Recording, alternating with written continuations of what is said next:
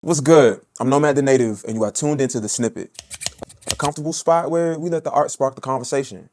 I link with artists, and we take a deep dive into the emotions and context that drive our creativity. So, join us as we connect, collaborate, and converse here on the Snippet. Hey man, welcome back. This is not a glimpse. This ain't a piece. This ain't a portion. It's the Snippet, my nigga. So, with that being said, I am your host, Nomad the Native, and I have not a snippet, but a slice. I see what you did there. I got O Slice here with us on the show. So, before we start getting into conversation and whatnot, can you tell the good people, what do you do? What kind of artist are you? Oh, that's a great question. I am a lot of different kinds of artists. I am a rapper, songwriter, singer, when I can get away with it. Visual artist. I paint, I direct videos. I'm a curator, do events. What else do I do? I wouldn't say a stylist, but like I put, I put that shit on. you know? I'm Even if you styling just yourself, I be seeing you. Yeah. Like, you know what I'm saying? Sneaky with it, you feel me? Sneaky. Yeah. Hey man, I love it. I've always admired your multiplicity, like your multifacetedness in your art. Thank you. Cause being a community, I've seen you around, I've seen your art, I've seen various types of your work. Mm-hmm. So it's really nice to have you on the show. Thank you. I'm glad to be here. Yes. All right. I'm like mad excited, obviously. So per usual, you came with a snippet. Okay. And I gotta play that joint. So this joint is called Sneaky. Sneaky. I actually call it Sneaky Deaky. Sneaky Deaky? Yeah. That sounds freaky. Yeah. Can't tell my friends we back together, it's not their business anyway. I don't got time for all that yapping, I don't care what they gotta say. Cause I done told them all our problems, guess this the price I gotta pay. But baby, only God can judge me, and this don't look like Judgment Day. I'm getting freaky with my sneaky, freaky with my sneaky, freaky with my getting freaky with my sneaky, freaky with my sneaky, freaky with my Gotta run it back. Those strings are still attached. Hey yo. Oh, immediately catchy. Immediately yes. Can you tell me why'd you pick that song? And like tell me about the sneaky freaky. I think I picked that song because I felt like it would lead to the most interesting conversation. Mm-hmm. Like I could play something that's like super rap heavy, super lyrical, and it'd be like, oh, we're just talking about how I can rap again, which is cool. But it's like, let's talk about like artistry, right? And it's like, I feel like that song is like very, very, very different from anything that my audience would have ever expected me to make, but I made it. So let's talk about it. I enjoy that. Like from the perspective of artistry in general, cause before you came, the crew and I we were like playing through your music, and I mean like I went on Spotify and like I went to the oldest thing, which is Get It Correct. Oh, that's my baby. So yeah, and that was my introduction to you, and I remember that was my introduction to you musically, because I'm gonna say I think that we had run into each other through Spit That, yeah. And so I already know about you as a poet, yeah. And so like we went through your catalog, like jumping through years of it. So because I think Get It Correct was 2017, yeah. So we've jumped from then to like now, and I've noticed that over time you're very intentional about doing things with your music that is like not just reliant upon one particular skill set. Correct. Cause like we played Get It Correct, and like niggas was like, oh the bars, oh yeah the aggression, oh yeah, yeah. She's a rapper for real. So we played One and Only, we played Gulf Coast Freestyle, and just in general for like Good Morning, Good Night. Yeah. I remember noticing that like she's leaning more into her Lover Girl bag. She's leaning more into her R&B bag. Yeah. So like, what keeps you like fueled to like shift it up and change it up and? I think it's because I have this picture in my head of the kind of artist that I am, and it's a very vast landscape. And if I only stand in one part of the picture, that's the only part that you guys can see. So for a long time, I remember people being like, because when I was coming up, I had to prove that I could rap. Like that was like the main focus, whereas it was like, I rap better than all of these people. So I have to show them, right? And for a long time, that's all I did was rap. And then I got the label as being like the lyrical rapper, the MC and all of that, which is great. I'm glad I got that badge, but now I have to go and collect all the other badges that I know I have. So it's like, and I also just take joy in like, not to say necessarily confusing the audience, but more so like keeping them on their toes and educating them on who I am. Because it's like, you really can't let the world dictate like who you are and what you can do. So I will go out of my way to do something that's unexpected if I feel like the audience is getting too comfortable thinking or feeling something. I can literally relate. Because, okay, so like recently I did something to that effect, and it got me to thinking, how was that feeling for you, that internal feeling of, I know I'm about to do something that my audience isn't necessarily accustomed to?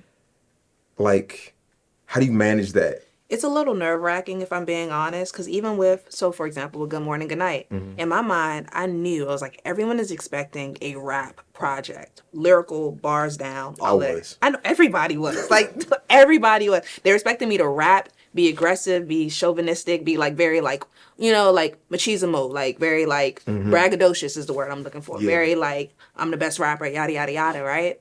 And I was like, actually, no, I'm going to be super vulnerable and drop an R&B project. So now the next project, like, what are you going to expect? Nothing but just good art. Like, you're not going to be able to tell me which direction I can go into. So I do think that it was nerve-wracking, and I was nervous, for sure. Like, I was like, because up until that point, like, I didn't get nervous until, like, maybe the week it was about to drop. Then I was like, oh, like, what if, what if they don't get it, and what if, blah, blah, blah, blah. But then, like, all the feedback I got where people were just like, oh, I feel like I didn't know you was a lover girl. I never would have guessed that from you. I didn't know this. I didn't know that. And it's like, how's your audience going to know you if you don't show them who you actually are? So I think that even though I get nervous, it's like, I'm also like giving myself freedom at the same time. So even with something like Sneaky, where it's like, to be quite honest, I'm not like a super explicit in that direction type of like artist. Like, that's not my bag. I genuinely don't think it will ever be my bag. But at the same time, like, I started getting comments of like, oh, she's like so tough and she never talks about yada, yada, yada, and she don't do this kind of rap. And it's like, I don't, but like, don't ever think you can tell me that I can't. don't ever think you can tell me what to do. So, and also like I made this like, so I do this like exercise where it's like a 15-minute exercise where it's like my producer makes a beat in 15 minutes. I got to write something to it in 15 minutes. And this is what came in that 15 minutes. And I really like liked it. And I felt myself being like, oh no, but I can't put this out because people are going to think X, Y, and Z. And then as soon as I had that thought, I was like, okay, I have to put it out.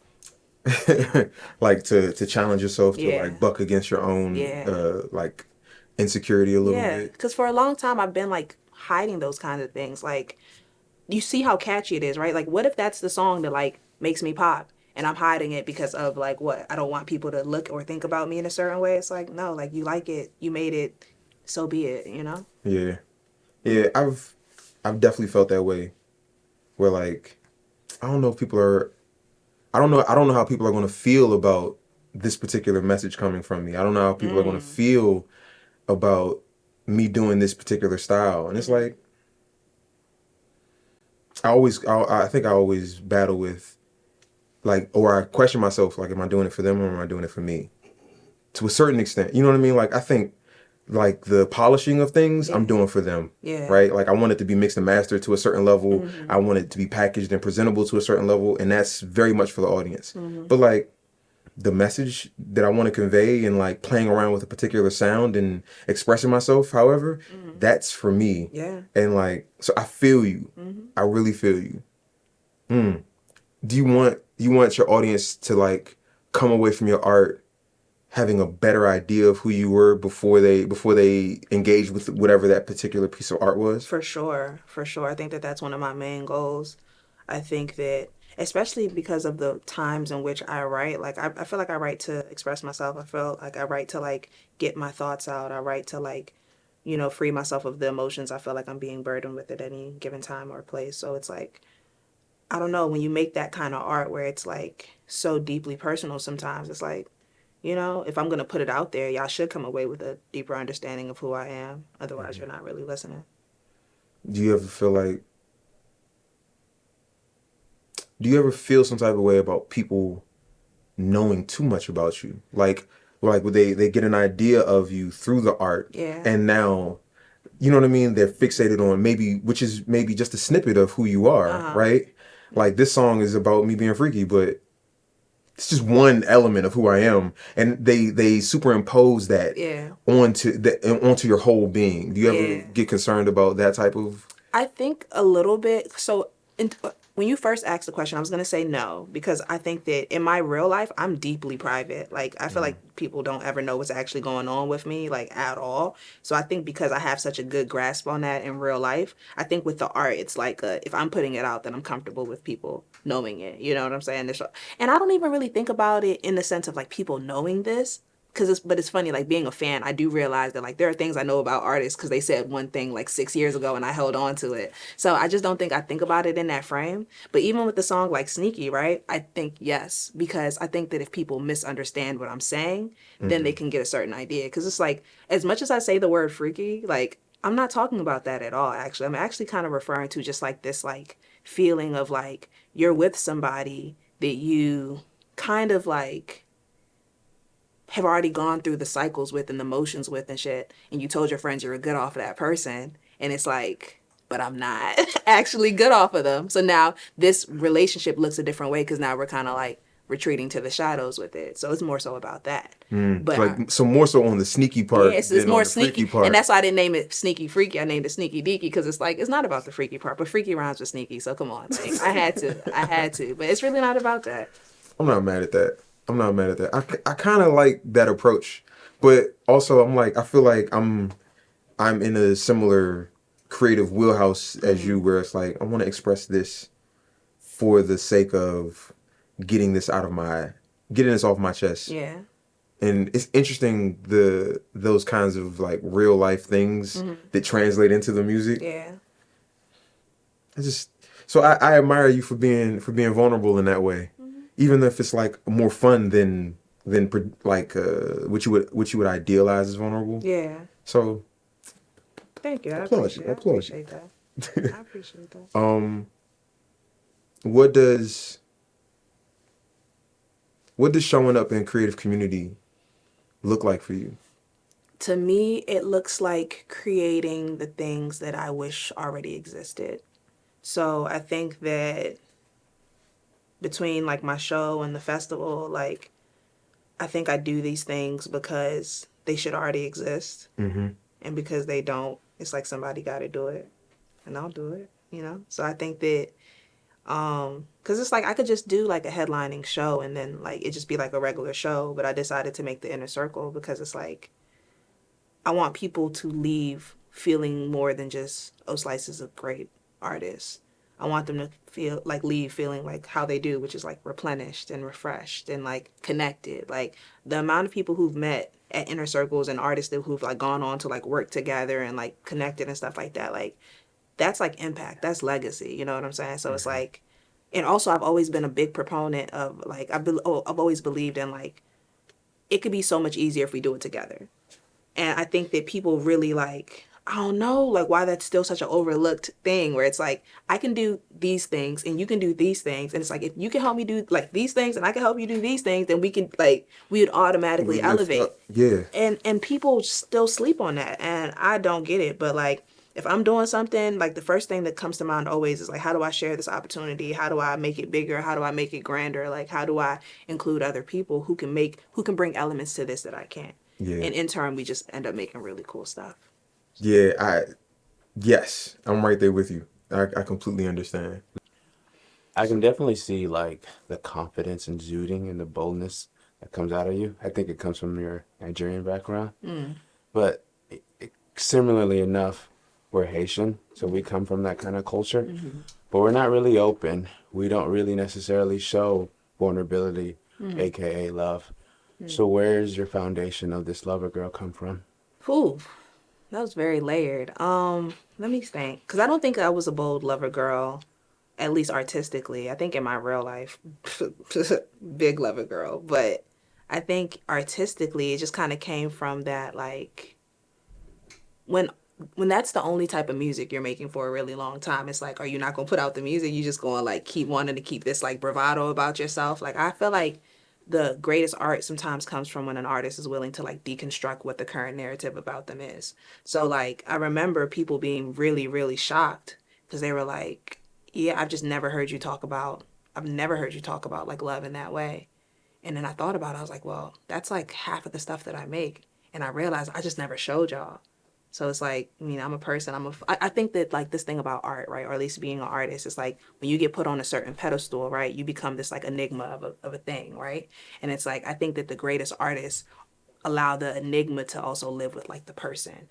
And I think that when you make like things where you're vulnerable and you open up and you allow yourself to like be seen as human, that's when you start to connect those dots. I like that. Knocking away the perception a little bit so that the real person can like shine through. Yeah. I think that's actually what makes me feel most connected to artists that I really enjoy, is where like when Jay-Z's talking about stuff in his life, it's like, even if I don't get every single reference, you know that some of these bars are literally for his friends and family, and he's mentioning them and he's talking about experiences. The same thing with like Cole. Like, I think that Cole does a really good job of feeling transparent. I don't really know him, right? Yeah, but you like, feel like you do. To a certain extent, I feel like I do because of the way that he'll take a break from some of the bravado rap and be like, all right, so now this is something I'm really going through. This is something that's really on my mind and really on my heart. Yeah. And I find inspiration in that to like try to continue to be as vulnerable as I can, or as much myself as I can, and make Dwayne and Nomad really the same person. It's very important. It's super, super important, because I feel like the people who like just continue to feed the enigma, it's like that's when you just become a thing, and it's like you don't really get to exist. You don't get to make mistakes. You don't get to grow because they don't see you as a person to begin with. You're a product. Yeah, and that's one thing I'm never going to do. I actually despise that as well. Yeah, I'm not nobody's product. I'm a person who makes art. I'm a living artist. Where'd you get your influence from growing up to become an artist? I think, that's a great question. To become an artist, I don't think I was influenced necessarily to become an artist. I think that it was more so like when I was a kid, I just had a strong belief that I could do anything in the world. Like, and that was just, I don't know what it was that made me realize that, but it was like oh, you're in control of this. And I thought that at maybe like 6 or 7. So around that time, I started like looking and being like, okay, what can I be? So like the first thing I wanted to be the first woman to play in the NBA. Like, I thought that was like, I was like, I'm gonna play with Michael Jordan. But you see, like, I always had like lofty, I was like, I could be an astronaut. The only thing I can't be is president of the United States, because I wasn't born here. But other than that, it was like, oh, everything is on the table. So then the more that I started writing, it was like, oh, I could be a rapper. Like, I could be a rapper. And I just decided at 9, I go, oh, I'm gonna be a rapper. No pushback from family? Oh, for sure pushback from family. How did you get through that? Because I know your people. Oh, how did I get through that? Okay, I think it's just more so persistence and stubbornness. Like, I think that what my saving grace was I always had excellent grades. So school was super, super easy for me. So it's like, if I'm getting A's and my teachers have nothing bad to say about me and I'm a bright student, you can't tell me I can't rap. You literally, like, you have no argument. So I'm writing, and keep in mind, they've been seeing me do this since 9. So like, I've just been at every stage of my life. Elementary school, I'm rapping on the playground, battling people. Middle school, I'm doing talent shows. High school, talent shows. College, I'm getting booked. You know, like, so at that point, it was like, she's not stopping. So just don't even like, don't try. So at this point, they've been supported for a few years. Like, they started coming to shows. There was a show in college that they came to. There was a pretty big one. So they're fully on board now. Now my aunts, my uncles, everybody, they don't even call me by my real name anymore. It's like no slice. That's beautiful. Yeah. Was the ability for them to like really open up, to really express and connect with you as an artist, was that the ability for you no longer to hide behind the enigma of this stuff? I guess, I don't know if you identify with feminine and masculine energy. So Continue to elaborate on that, actually. So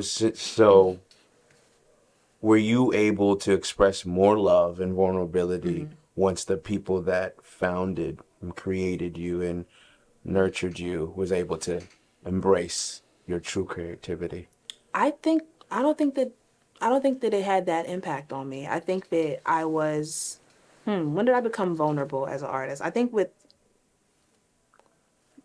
it was shortly before Good Morning Good Night when I started like doing like releasing voice memos and stuff, because I think that that was the hardest thing for me to break down. So even like the like parents not being fully on board, like they got with the program earlier than most people would have. So I'm not like I'll give them credit for that. They knew I was going to be a rapper when I was in college. Like they knew that.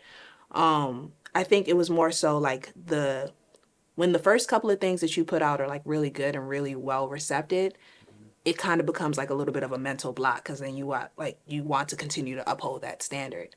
So I think that for a long time that was like whooping my ass. Like I was very like, if it's not this, it can't come out. And then so nothing was coming out. So I think that once I started breaking that down and became comfortable with being less than perfect, I was able to like be comfortable in so many other places. So then I was able to be vulnerable, talk about my feelings. Like, what's that after like you get over the mental block of everything else? How'd you get over that need to show up as the ideal version or the most celebrated version of yourself? It took a really long time. I'm not gonna lie to you. I feel like I'm just now fully getting over it. And even then, I still kind of have a little bit of it, because it's like I know what I'm capable of. So I don't want to lose it completely. 'Cause I feel like once you lose it completely, you get lazy or you get complacent. And that's never going to be my story. But I think that initially it was like I noticed that there was a problem. I noticed that my output wasn't as high as I wanted it to be, even though I create all the time. So I think that that's where it started, where it's like, oh, like your catalog has like 2 or 3 songs in it, and you make music every week. Like, These two things do yeah, not. how is that even happening? compete. You know? And I think it's because I was getting away with it for a long time, because initially I could drop one amazing thing a year, and I could eat off of it for the whole year. I'm getting booked for shows. I'm getting opportunities because I dropped one amazing thing a year. The algorithm don't work like that no more. The people's attention span doesn't work like that anymore. So then it started becoming like, you actually don't have that much music out, and you've been making music since 2003? That don't make no sense. So once I started realizing that, then I started working backwards. It's like, okay, how do you don't drop because you feel this way. You feel this way because of this. How do you not feel this way?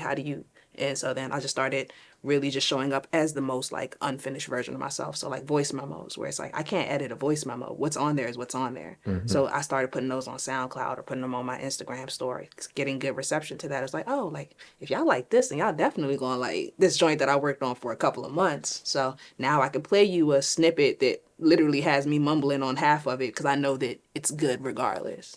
So that's kind of how I went about that. I love that. Thank you. I love that. That's more vulnerability. It's just you allowed yourself to be vulnerable in a different way. And when you were confirmed, like, nah, stop overthinking it. Facts. Stop overthinking it. Facts. That's hard to do, but I love that for you, dog. It's a great place to be in. Would you say you do music to more express yourself or to connect with individuals? I think it's a bit of both. Like, I don't think I could pick one. Let me think. Think it's 50-50? That's To crazy. express myself or to connect? To express myself or connect? Nah, definitely express myself more. I would say to express myself 70%, to connect 30%. Because I think that half of the time when I'm connecting with other people, it's like almost coincidental. Because sometimes I'll say something super, super personal, and somebody will be like, I relate to that. And I'm like, I don't know how. I'm talking about my life. I'm talking about my life. And they're like, no, like I felt that. I had a similar experience, X, Y, and Z, yada, yada, yada. And I'm like, okay, well, that's great then. But like, I think that even if nobody related to it, I would still make it and put it out. To wrap it up, when you started your artistry, what's the biggest breakthrough that you had personally? I think it might be a 2-part thing, because I have really bad social anxiety, and I think that the average person would not be able to guess that by like but Wait, so is that a facade or like a mask that you put on? No, I think it's just a lot of work. It's just a lot of work. Like I feel genuinely comfortable right now. So like, I think that through making music, through being an artist, like built my confidence. It built like I just feel a lot more comfortable in so many other spaces now. Even though I still have it, it's like there was a point where it was crippling. Like at the point where I was deciding to be a rapper, like I couldn't speak up publicly. So like that was like a whole thing I had to get over. But like when I was rapping, it didn't matter. You know, like I knew what I was going to say, and I knew what I was going to say people would like already. So I think that was a big hurdle for me to like, I guess, merge like the confidence that I felt on stage with the confidence that I feel off of stage. And now I think that they're like super synced up, but for a long time they weren't. So for a long time I was this person that like everyone likes and like wants to like admires and stuff like that. But like when I step off that stage, like I'm still soft spoken and like to myself and very like reserved. So merging those was like a big breakthrough. And I think leaving my 9-to-5 was also another really big breakthrough, because I wasn't even scared to do it. It wasn't whether or not like I felt like I should do it. It was just more so like a wow, I'm actually getting to do this. Like I don't have to work for somebody else, and hopefully never again. Never again. Had to look right at the camera. Listen, never, Nick, listen. ever. You know? Hey, yo, I really appreciate you for coming through. Like, I knew this was going to be a good conversation. And Thank you for having me. I had questions that I was going to ask. So, like, you was talking, and, like, as you talked, you, like, answered the questions before I could ask them. So, like, I really appreciate you. I always appreciate where your mind's at. So, Thank you for having me. of course, of course. This was not a segment. This was Slice. But this was the snippet. Thank y'all. Thank you.